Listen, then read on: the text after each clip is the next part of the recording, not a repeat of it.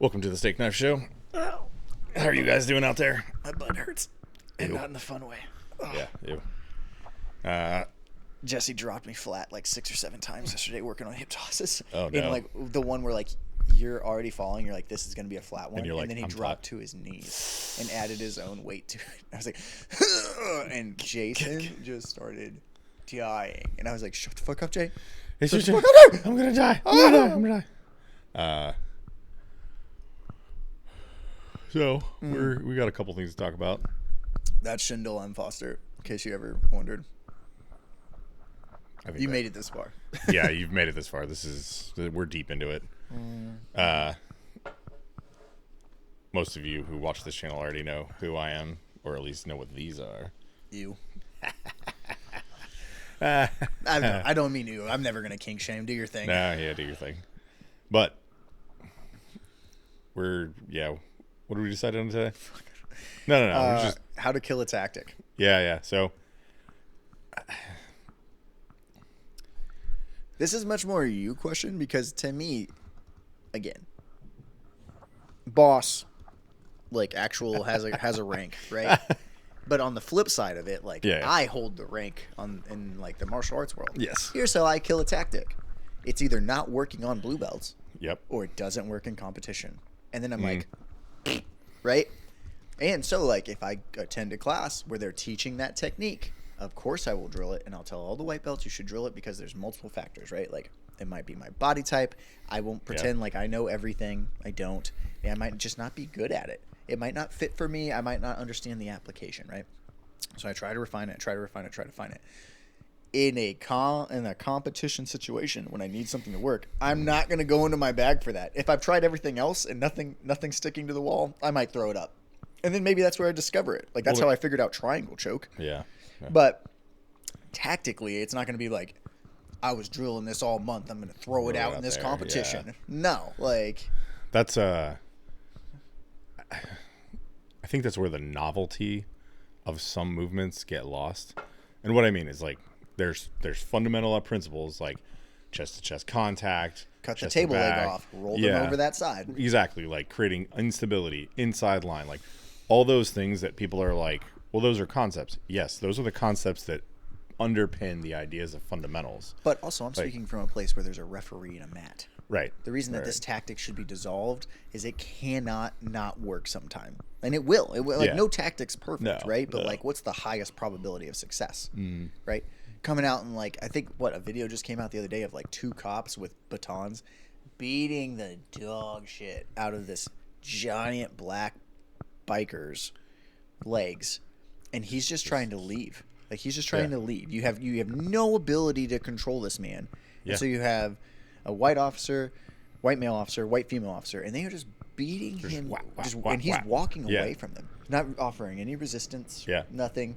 And nothing's happening. This mountain of a man. He's technically fleeing. Yeah. And then and I get it. We're being exact. He's in biker leather, so there ain't no way that taser's connecting. I get it. Like, what are you gonna do? Especially if he did commit a crime. Yeah. So you better work on some better tactics. They're gonna hope. Okay, we're gonna shoot him in the back. Is that what's gonna happen? Is that the tactic? Is that the vibe? God. Does he present a significant risk to the public or the officers? But that's why How do you kill a tactic at our department meaning like something that just sucks that we shouldn't do anymore? that we just shouldn't do anymore. I mean, that's a loaded question for us since we're the ones who provide the curriculum and the training. And then to be clear, like that's not the way it is at almost any other department.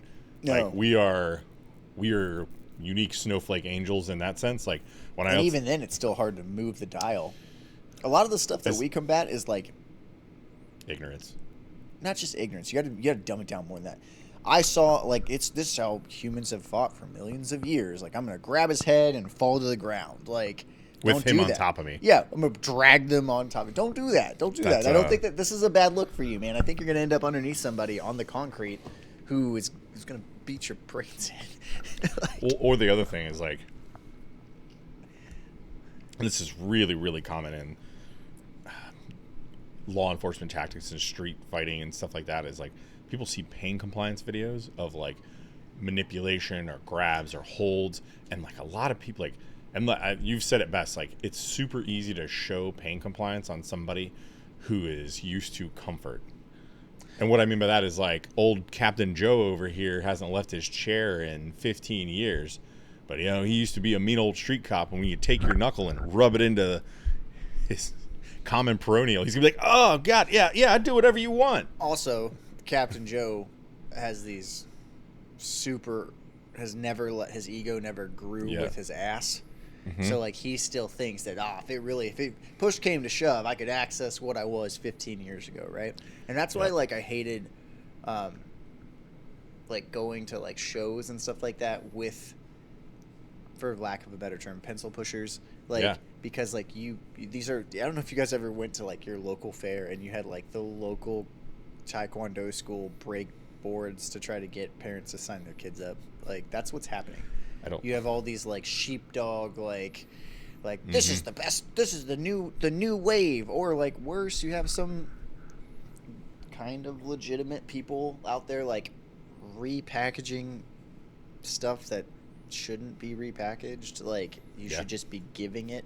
Like I get it. Like you should be, if you're good at something, never do it for free, right? Do not go deeply into this bag of like, we made this. We have this whole new invention, because all it does is make you look dumb, and then like you're damaging your own credibility. And like, so if you once you lose like your ability to be trusted and your ability to like have a good read on the subject, like people very rarely give you a secondary chance. So like you either have to go reinvent yourself again, mm-hmm. or like you have to go really prove it. And so like it's just, I don't know, it's a hard one. So let's talk about the killing a tactic in like a completely different sense. I think good tactics have been killed by ignorance. Like that's there's a two-way street. Like what I mean by that is like sheer ignorance of a group will kill a good tactic.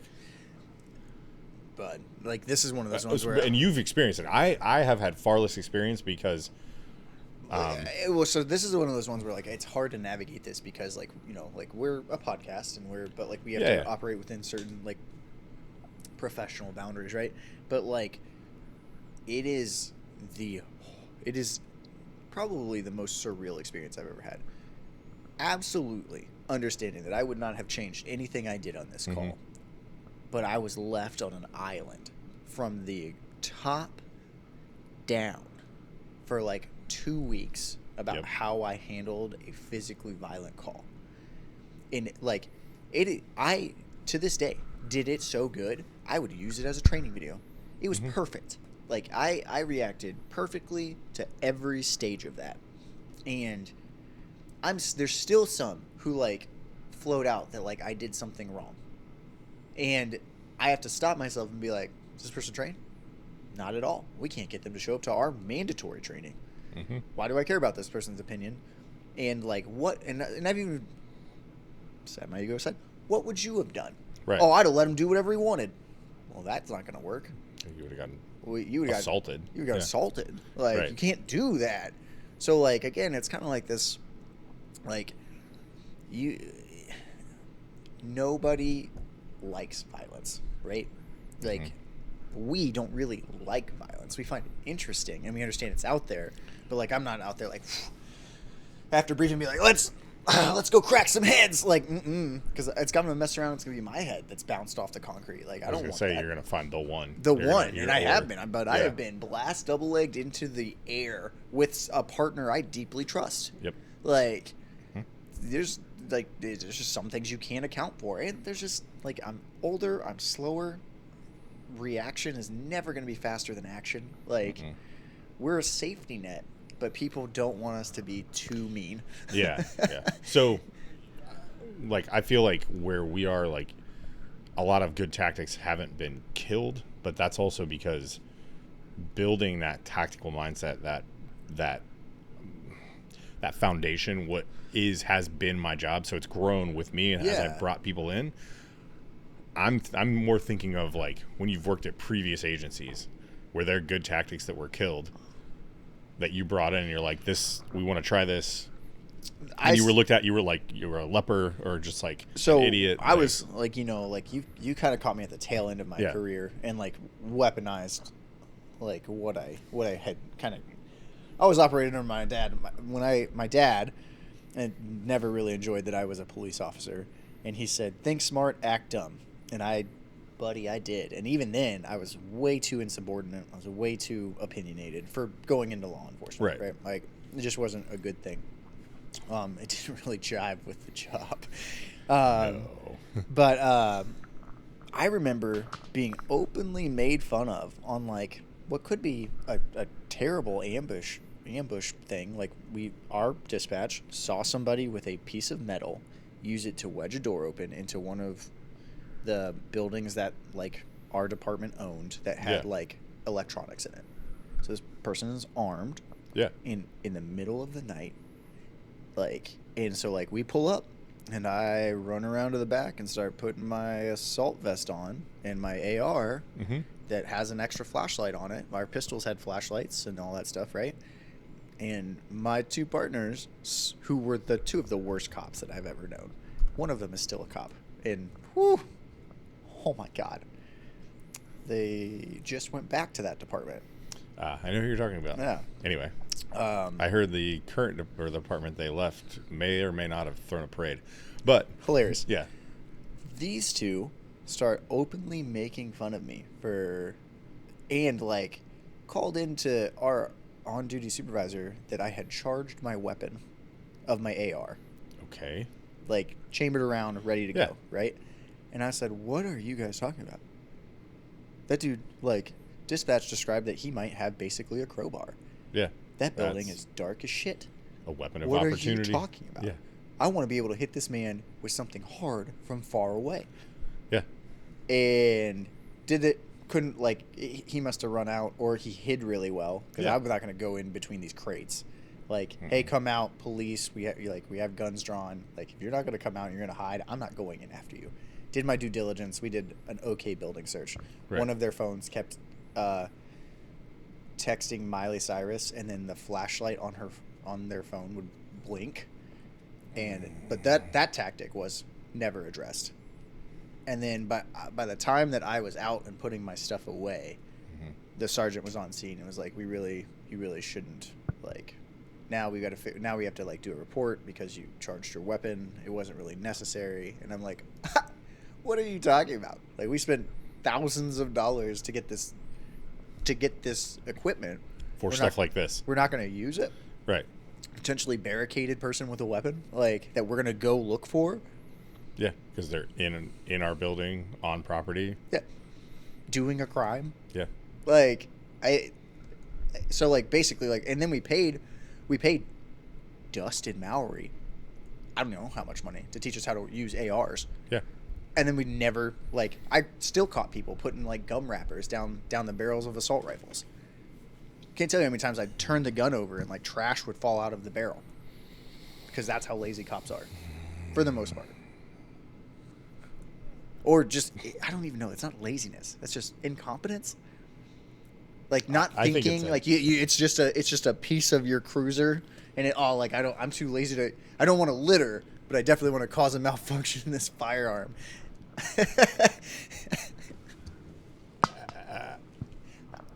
Can't tell you how many Tootsie Roll papers I pulled out of there. The thing that, like, that specifically, that idea that, like, oh, well, I'll just shove this down there. It won't be that big of a deal. I'm bored, so I'm going to roll my Tootsie Roll and just shove it down there.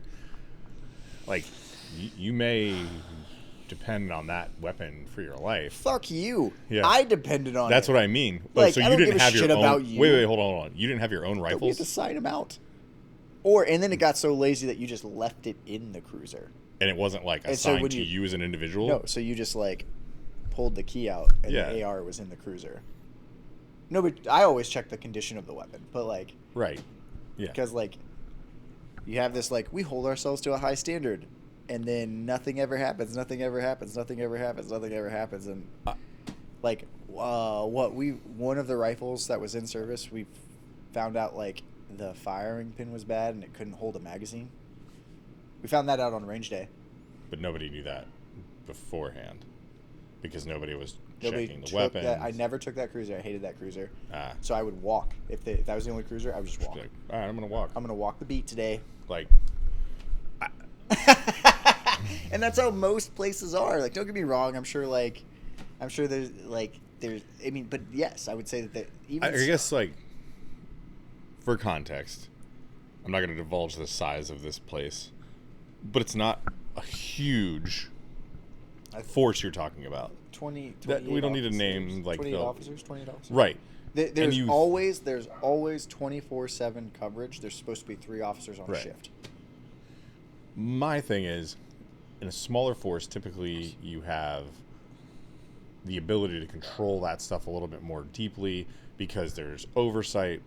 Obviously, there wasn't here. That's what I'm saying. Like a niche force, like in a smaller area, like typically, like there's like I can walk downstairs and like I can literally see all of my gear and like the stuff that we have control of.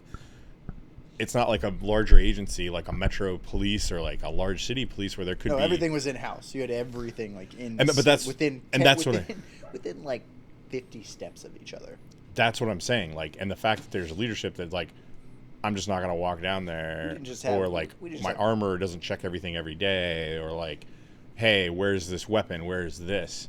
Like, I understand there's like nitty gritty to some of that, and like it may be time, but even like monthly. But again, checks. let me. Yeah, let like me checks. just, Sorry, we off the rails here a little bit, but yeah. No, like to nothing happened. Right. Nothing happened. No, don't get me wrong. When Some things stuff happened. did happen, it was full send. Like, Right. we had. It was a full send thing, but like it was so rare. Mm-hmm. And on the off chance that something small happened, it was blown way out of proportion. So like leading back into like killing a tactic, I think that's where a lot of tactics die. And we'll talk about like I'll say intermediary force. What I'm saying is, you're right. Just my butt hurts, old man. Dude, cramps. Jesse slammed the shit out of me multiple times with the same hip toss, and like my left hip just will not. Like, I can't. It's hard to find a spot to sit. Go ahead though. Intermediary tactic. Intermediary part. Well, it's like what happened in New York. They were saying you can't cross over somebody's like center line with your legs, and it's because most of it ended up, I think, being stopped. Like that law got stopped, but they for a while were talking about not being able to mount somebody. I can understand, but that is a reaction to like the George Floyd stuff. Like It not is, understanding how. It's also a reaction to some of the incidents they had in the city, but they're just speaking as like, oh, that's immediate death. Like they act like mounting somebody or putting a knee on them is like it's like the car driving off the bridge in a movie. It explodes into a ball of fire. Well, it's like, the same thing that we had with those transitional holds and like prone on the ground and stuff like that. Like you got to understand, like we and it all spins out of the arrest related death. It's not even something that I don't know, and a jinx all the jinxes, but like I don't know that we've ever had somebody die from an interaction that we've had. I've seen serious physical harm. I have too. I'm talking about actual like control, like or a use of force related death. Okay. So what I'm getting at is like the fear of that will other kill. things. If somebody dies and they look at your situation, they'll immediately be like, "This tactic caused it." That is a instant tactic killer, even if it's a sound tactic. Right. Like and you know, like you got to think like, and something that's always so interesting to me because, let's use that one, right? Mm-hmm. That still hotly debated today. Mm-hmm. The owner who had the white belt, but he had wrestled and he trained, came in, signed a waiver. We're talking about a situation that happened in California, right? And the gym owner was rolling with somebody who came in, signed a waiver, had experience. And this is a martial arts application. We shifted Brazilian from law enforcement to jiu-jitsu. Sorry, Brazilian jiu-jitsu school. The guy, and to this day, it's still wildly misreported. Yeah. He was whatever. White belt on the ground. Instructor does a very fancy back take, which is where he like forced him to forward roll, and the kid like put his neck out weird and got temporarily paralyzed. I believe he has some use of his body again, but There's not no. And see, here's the misreporting. That kid who has sunk that man's career and won a ton of money. Yep. Is climbing mountains and running marathons. Yeah, he's a rock climbing instructor now. Like, so, but basically he rolled, and instead of tucking this way, he turned out and scorpioned himself. And did some damage to his spine and neck, which is the point of a waiver. I understand this could happen, right? Now, a pillar of our community decided to be part of the person who got hurt's defense and basically went in and set back, like, kind of like why, I don't even know why we do waivers. If it doesn't protect you in any way, shape, or form, like, I don't understand why even like half the time I walk into the gym, like, I'm like, hey man, I'm not going to see you. No, I'm not going to sign this waiver. I don't want to get text messages and emails from your school, but I'm definitely going to train. Like, I'm not going to do that anymore if there's no protection, right? I mean, essentially that case, I don't know if it's just because of California law, because that's where it was at. Like, it didn't go to a circuit court that I know of.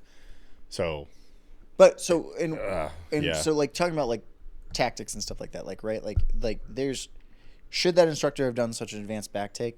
I'm not going to say no. I do advanced back takes all the time. And you also roll the dice as you do a combat sport. You roll the dice if you do rock climbing and the equipment fails. So if I was that instructor who lost that, like the Brazilian Jiu-Jitsu instructor, immediately I would shave my head, shave my facial hair, go to this dude who sued me stuff and risk a fall and sue him right back. That's what I would do. I am a petty bitch. Oh my God. Honestly, I'm kind of surprised he didn't put an instructional on BJJ Fanatics out about the back take. I can't, and then to like have raise the money, and then to have somebody who's supposed to like dispel myths and rumors and stuff, sell his soul for money, and like really, I mean, somebody that arguably like you have received training from. I have the T-shirts. Yeah, you've met him, right? You've met him in person. No, they never. Brother. Okay. But either way, like, thinking about something like that, like, you have this person who's there to dispel myths. Be an expert. You're supposed to be an expert, and you didn't. You made it look bad. Like, it'd be like if Dustin Mowry was like, "Ah, man, no, like, you can. It's fine as long as you got your booger hook off the trigger. You can just barrel everybody." I'd be like, "What's up, Dustin? Like, what are you talking about?" Like, he'd be like, "Nah, man, they paid me a lot of money," and you'd be like, "Oh, okay." If you don't know who Dustin Mowry is, you should probably look him up on YouTube. Dude's a fucking G. I need to get his website. Or Instagram. I don't remember what his company is called, but we'll throw it out here. It's not like. Do you think he'd have a hookup to make a chest rig for us? Dude, that dude knows like a lot of people. I'm sure he knows. Why are we so bad at this? Because we're new at it. I guess so. Still feeling our way around. All right. Okay. But killing a tactic. I'm just gonna say this right here. This is the 32nd episode we've done, so let's just chill. I love hate that I was right. We ran out of shit to talk about, and like we're navigating it, like we're fixing it, but like. Yeah, but that's the process. That's the pain. That's the growth. That's the pain. Yeah, it's just. Would you say sitting in the ugly? Yeah. Yeah, you sit. It's true, though. It's like being a blue belt and being like, "Why am I not doing anything?" Yeah, it's because you suck still. I deeply loved. Now. Actually, no. I think my favorite belt was purple, but that's why it was the fastest. I think it was only a purple belt for like 2 years, and then everybody who I've met has been like, "Man, purple was really fun." It's because you're royalty and you're dangerous. People like they see the color and like even like, black belts are like, I'm gonna be tight about this one. Like, is it sad that when I see a purple belt, I'm like, that's gonna be fun? That's not sad. That's how it really should be. Yeah. A true grappler is that way. But, like, blue and brown, Jesus, those were slogs. Like, I almost quit jiu-jitsu at both those belts. I was going to say, every single person that I know that's a black belt talks about blue belt, and I'm like, yep, that's where I'm at. And they're like, now I have better coaches and instructors than you motherfuckers did. Now, I would kill to be able to go back to blue belt, but then it's not fair because I want to go back with what I have now, mainly because a lot of blue belts beat the shit out of me, And I'm like, oh man, like I'm a blue belt. Like I'm not a blue belt. I know because there's blue belts who beat the shit out of me. Like I understand. Like I have a deeper knowledge. I have much more experience, and Yes. like I get it. But like I was like, oh man, like blue belt would be so much more fun right now. Nah, but it's not. It's not the same. No. No, if you could What's up? If you could rewind it, would you compete in the all adult category even now? Even though you're a master's, would you go risk it in an adult? I have. I know you have. I'm saying like in blue. Like at blue with that wild those little vipers with their untamed fangs. Ooh, giving you full sauce rips and stuff. That's a hard one. Ooh. Yeah, because you're talking about, yes, I competed in adult with master duelists. No, I did adult. When I could have done masters. So when there's nobody in my division, I did That's adult. what I'm saying. At brown and black, right? No, I did it purple, and I did it at But you were like brown. actually those ages. Oh, I was actually those ages. Yeah. You were, which was scary. like, That had lower, me so much more scared. like, I was so much meaner. Yeah, right. Because like they do rip. They have no control. And then I fought that blue belt right before my black belt, and he was ripping. Like at a fight to win, where like everything was a legal. purple belt. Oh. I did fight a blue belt though. I fought a blue belt right before black belt, and he was attempting to rip, and like I was just like, this is. I'm not rubber anymore. I'm getting too old for this shit. No, but I'm not. Like I was know. like, it's you quickly have to figure out your mindset. Like, am I gonna only do master stuff, or am I gonna like really stick to the game plan? Right. Like, I don't know. I would. I can't say no. I'm a competitor. I would go. I would do it. I would do it either way. Like I'm trying to get back in the cage. Like I'm gonna do it till I die. What's that Wolverine quote? Till you're 90. Yeah. Like absolutely. Till you're 90. God, I hope I look as good as Hugh Jackman does at that age. Jesus. What's the other topic we had picked out? You had two. So we've talked about killing a tactic. We've talked about just like we're killing this tactic of talking about things. You had to pick. You didn't pick the psychology of hands-on violence, which I think is our whole show. I was gonna say, or building a curriculum that doesn't get people killed. Ooh, let's talk about that. Yes. Yes, indubitably. That is over the years, like starting at 0 and knowing nothing at a much older age than I should have. So military background, like all that stuff, like when you're in the military, they're preparing you for war, not necessarily like hand-to-hand combat. So honestly, hand-to-hand combat fundamentally just completely goes by the wayside. Which, I mean, you'll attest to. You've fought special forces, dude, and so have I. And like, I used to have a thing where most of them suck. I used to have a thing because like, they're usually on leave. People are like, "Oh, my friend's in special forces," and I'm like, "Cool, bring a set of your dog tags. If I tap you, I get them." I have a whole box. Right. Like, and it's nothing, right? Like, and they like it's just a stupid, arrogant young Foster thing that I did, and we were friends after. I always bought the first round, like. Well, it falls back to something we've talked about before. Everybody thinks they can fight. Everybody thinks they can fuck well. Everybody thinks they're funny, and then they can drive. I have never thought any of those things. Yeah, no, but we're like the outliers. I've never thought any of that. I'm just saying. People think I'm being funny. Like I 100% believe I'm like one of the worst black belts in the community.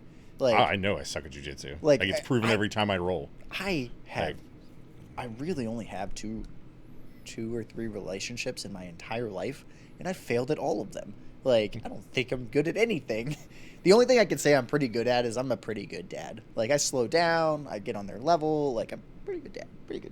But, like, I don't think I'm good at anything.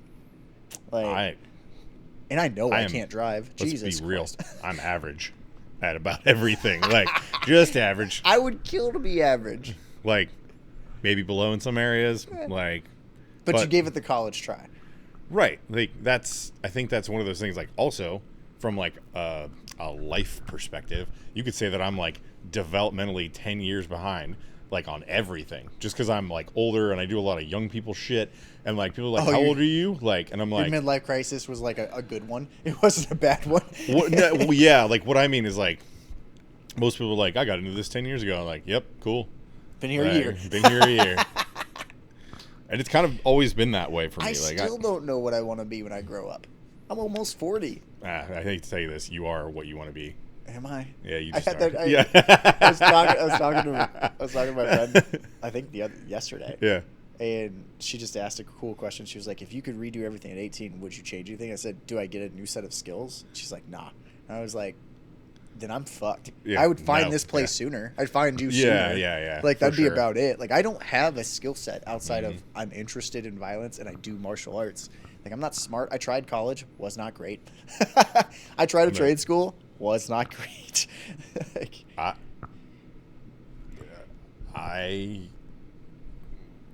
give zero shits about sitting in a classroom. Like I like can teaching. I like teaching with my friends. I like teaching with my Right. friends. I'm saying I have no issue being a student, but there has to be a larger point than I think this would be good for you. If you tell me I think it's good for you, you probably have already lost me. If it's like this is relevant to your professional life or like something you're interested in, I'm like, where are we going? Yeah. Like I'll pay for it, or Yeah, I'm yeah. usually getting paid for it. Like what? Captain was like, "Man, we really got to get you some more certs." And I said, "Yeah, we fucking Yeah, do." right, yeah. Like that's a practical class. I'm gonna go Yeah. do it. Like cool. Yes. Like I'm And that's here for it. Like, one of the reasons like I found the military very easy. Everything was relevant to what I was supposed to be doing. There was like little to no fluff. They weren't giving me their opinion. They're like, you need to know this to do your job, or hey, What was this your is job?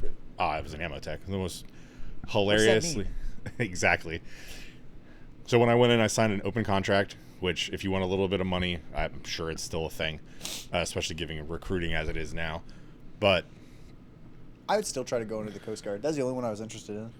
it's one of the better ones. I'd still try to, but now that where the girls are at, just Yeah, wouldn't work. nah, that'd be terrible. But ammo techs, everybody's like, oh, you make bombs and bullets. No, you don't. You get bombs and bullets, and if you're a part of a Victor or a using unit, which is the same thing, you actually get them from like this field with warehouse bunkers in it, and then like give it to the grunts. They shoot it, you take it back, account for it, and then like give it back to that place. You were a bean counter? For bullets, and I was on the essentially like the that? bank side of it, not the field side of it. Did you like it? Yeah, it was cool. I got to sweet. touch everything. Dude, that's dope. I got to touch like everything except, and even missiles. I got to touch like big missiles, bombs, like stuff like that. I would never want to be anywhere near those things. Oh, dude, if anybody like IED'd anywhere near us, we were dying, and we wouldn't have known it. We might have heard the Just bang. vaporize. We might have heard the bang, and there might have been some like DNA somewhere, but they would have had to like look for it.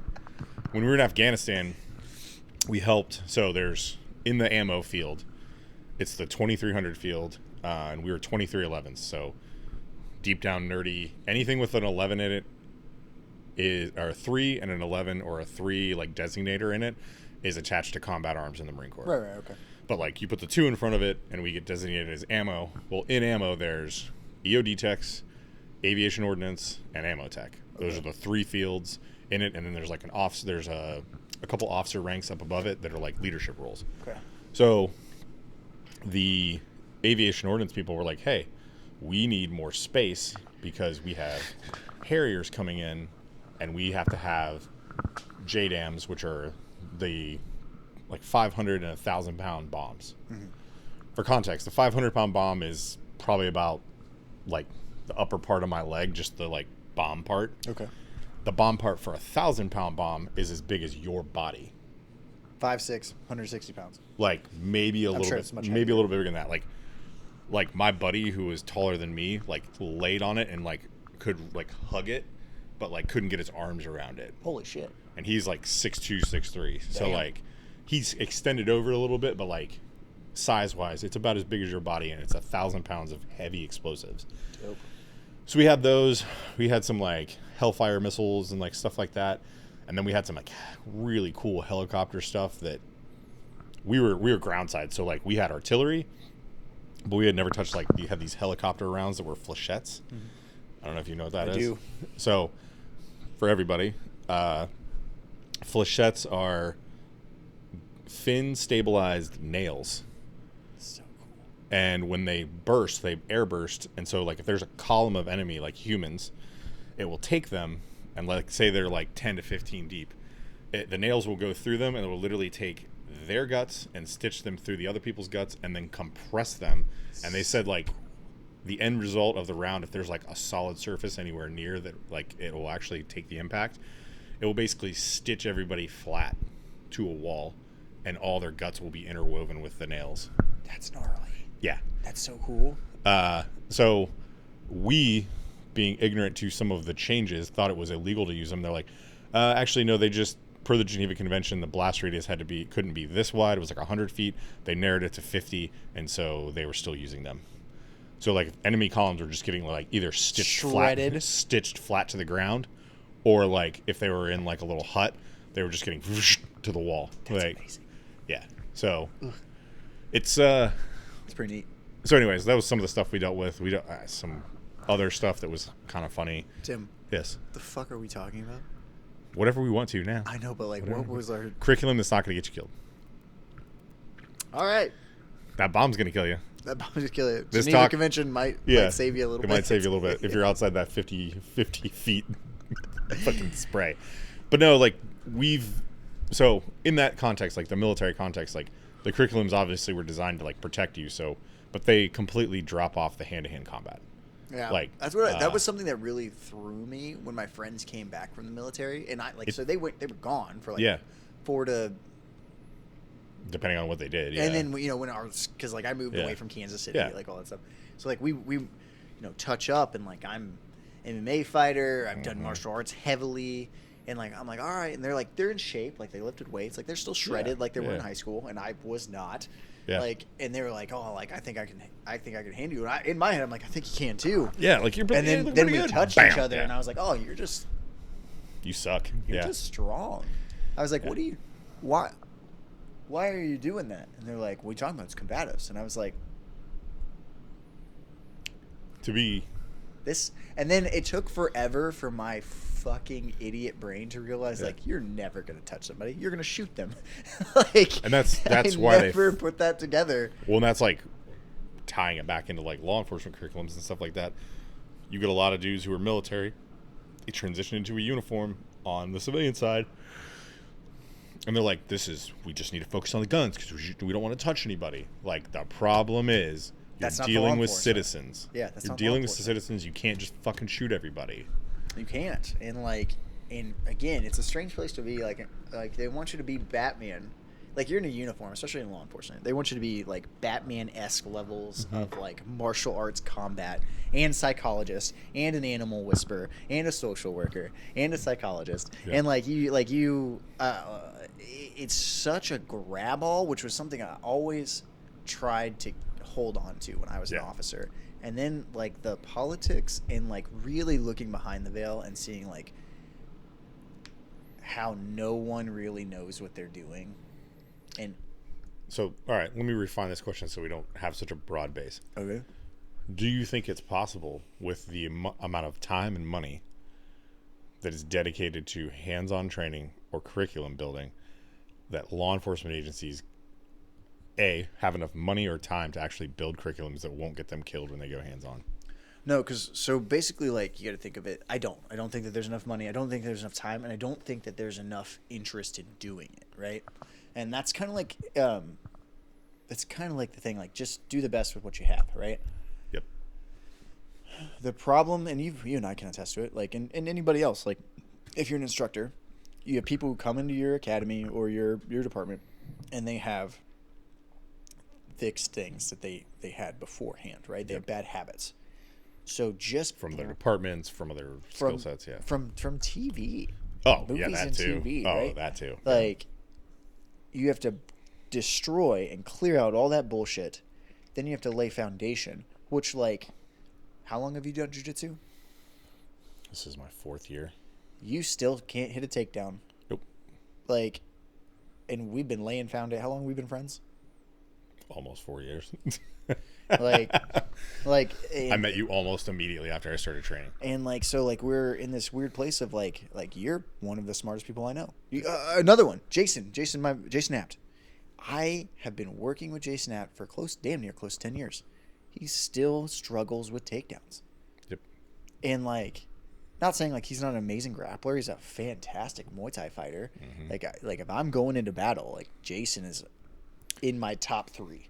Do you like, think it's funny that you're talking about his takedowns and his sweeps are phenomenal? Ridiculous. His sweeps are some of the best sweeps I have ever experienced. I wasn't even upset when I got swept. I was just like, I got swept. That was sweet. Yeah, I was like, You're I was like, impressed. damn. Yeah. And like, because Jason's a little bit taller than me. Yeah. He's built much like better. Like he takes care of himself. Like he's a physical fitness guru. Like he takes care of himself. And like just the only reason that I can sweep people at all is conceptually from Jason. Mm-hmm. Jason really helped me master sweeps. Yeah. And I can't get in. Like I feel like I've done a disservice to you guys. I one of the main reasons I think I'm such a shitty fucking teacher is because like I can't teach 2 of my best friends how to take people down. I don't. It's not. I own it. It's your problem, but I own it. No, I know that, but like also I am getting better. I know, but that's from Mitch. That's not from me. You and I don't train takedowns anymore. I mean, that's not true. Sometimes I'll just do 10 minutes of stand up. That's rare. Come on, man. But what I'm saying, almost every glaze me. How many rounds? Say, right? I don't know. It sounds so bad. That sounds horrible. It sounds like a sex thing. You literally wiggle your toes on the internet. Okay.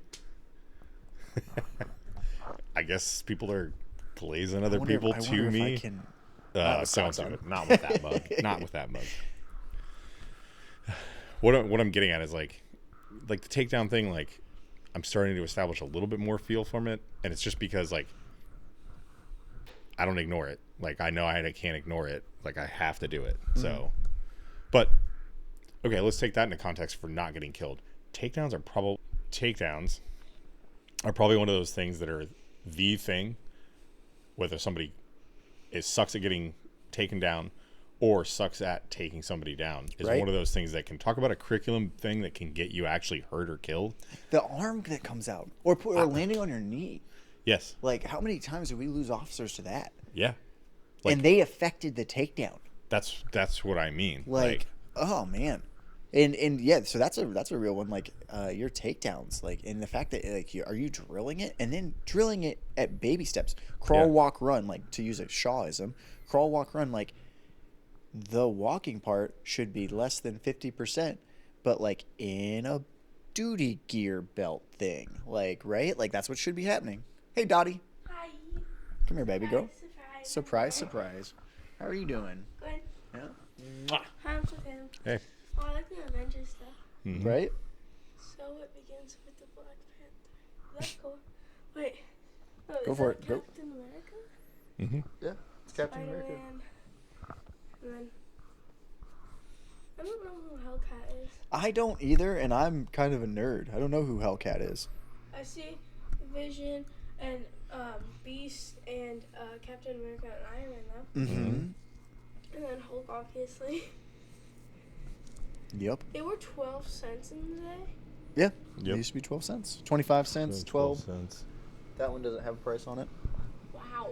I think if I bought the size of that now, I think it would be like $4.35. Probably. Dang. Oh, Ranger. Yep, Green Ranger, Red Ranger. That's Uncle Mike's. Uncle Mike's the Red Ranger. He has the Red Ranger power coin. That's why I don't have that one. Aren't you Yep. Green Ranger. the Yeah, there's mine right there. Black Ranger? I did like the Black Ranger, but Flash Gordon. I don't even know how to equate that first. You know what she asked me about? What? Because she read about it. She asked me what the Three Stooges were. Oh. That was probably the moment I felt old. Like I was like, you don't. Yeah. Like those are the noises they made when they hit each other, for comedy. Yeah. All right, baby, we're almost done. Okay, Yeah. Bye. Thanks for the head pat. Okay, bye. Bye. You got a head pat. Because you hooked me in the first place. Oh, okay, that's fair. Bye. Bye, Bye. baby girl. Make sure you shut the door, okay? Okay. Isla's here now. Isla's here now. Hurry up, Isla. Come get your hug so we can finish talking. Doing her weekly crash of the steak knife show. Hi, Bobby. Oh. Want to say hi? Hi. Look at the camera. What are you doing? Watching TV. Yeah? You want to go get smoothies after this? Yeah. Sound good? Wait, can we get Jenny's? You lost yesterday. Me and your sister outvoted you. We're going to Berry Blends. We're not going to Jenny's. Wow. Plus, you have an ice cream social tonight. You're not going to get ice cream twice in a day. Okay. All right. Love you. Bye. See ya. Takedowns. Bye, baby. Affecting a takedown, hurting, serious bodily injury. Make sure that you, in a safe, controlled environment, once you teach them how to do takedowns without their duty gear on, do it Yes. at less than 20% speed on mats with their duty gear on. Get upstairs. And then I really enjoy the way that we're kind of doing our scenarios now and how you got to think, like, when you hired me, dude, I had some wild ideas. Like, I threw a bunch of shit out, and then, like, we started stress testing it in the real world, and I was like, half this shit's not going to work, Tim. This is awful, right? And then getting buy-in from people. Like, again, your question was, do I think there's enough money and time? No, and I don't think there ever will be, right? And I think it's because, like, how do we mass produce the closest to average that we can? How do you make catch-alls, right? Especially law enforcement. Yeah. They're jacks of all trades. They need to mildly be accurate with the pistol. They need to be able to do something physical in a group setting. Like, hopefully you have backup there, and, like, Group you have or solo. Like, yeah, but again, anymore I'm seeing a lot of push towards, like, wait for backup. there is that. I'm thinking more like the situations you would have been in. Like, you were solo officer quite a bit. Yeah. What I'm saying is, like, he was in agencies prior to where we work now, where it was genuinely like, you might be alone. Yeah. Like, you might be alone for a while. When I was a sheriff, you know, we were a hick county, so, like, your backup is on the other side of the county. Yeah. Like, so hopefully Ohio State Patrol's listening and bored. Yeah, and they're like, Or I need to come. Sydney PD Yeah. helped a lot too, depending on how close you were to the city. Yeah. Um, That's why. So, like, in like the time of takedowns, like, you're talking about having trouble getting me, who trains consistently, like, at a lot, especially for my age and stuff like that. Like, and not even you train more than most. Like, and it's wild to me.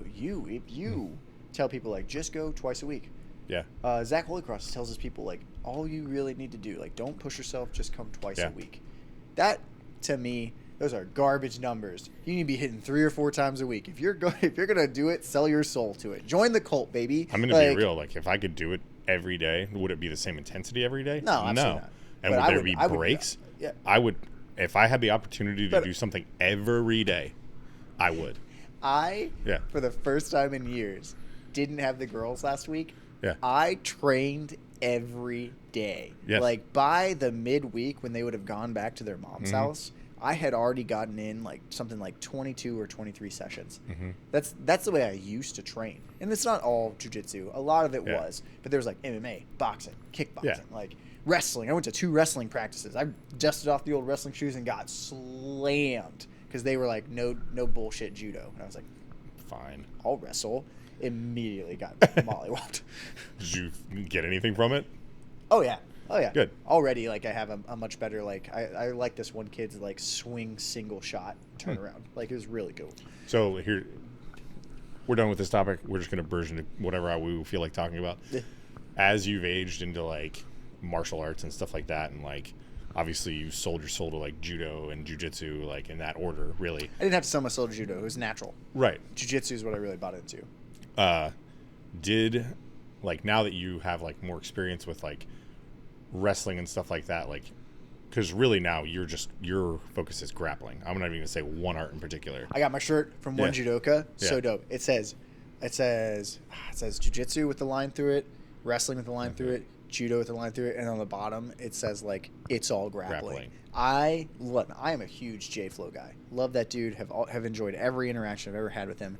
I want one session with one judoka just to have him beat the shit out of me. Just throw the piss out of me. Like, because that's how I learn. Yeah. I love being their uki. Like, I love doing that stuff. But, like, that dude, like, that's the next person that I'm going to Seek out. Like take, like Dominic Cruz was one, J-Flow was one, Shinya Aoki was a big one, Henzo Gracie was a big one, Sakuraba. Like, you find these, like, ones that you resonate with and you like what they're doing, and like I want to take that, I want that to be part of my game. Yeah. So, but yeah, okay, like I sold my soul to judo and jiu-jitsu. But like now that you like and you will entertain any art, like when you go back to like wrestling and stuff like that, and you're like you're doing it with intention. Like they said, like no judo, so you're like, okay, like cool, I'll play like pinning style wrestling and stuff like that. Like what, like you said, okay, I took away this like swing single setup and like stuff like that. Is that easier now because you have a mastery of other things? Like you can pick out like details you like. I still cheated. Yeah, of course. But you probably know more than the people that you're doing it with. Oh yeah. Arm drags are like a king technique. Like you want to talk about fundamentals of grappling in jiu-jitsu, judo, whatever. You better have a good arm drag. And then 2, our escort position changes everything. People hate it People so much. hate it in every grappling art. Yep. People hate it. And like Hate it. It's such a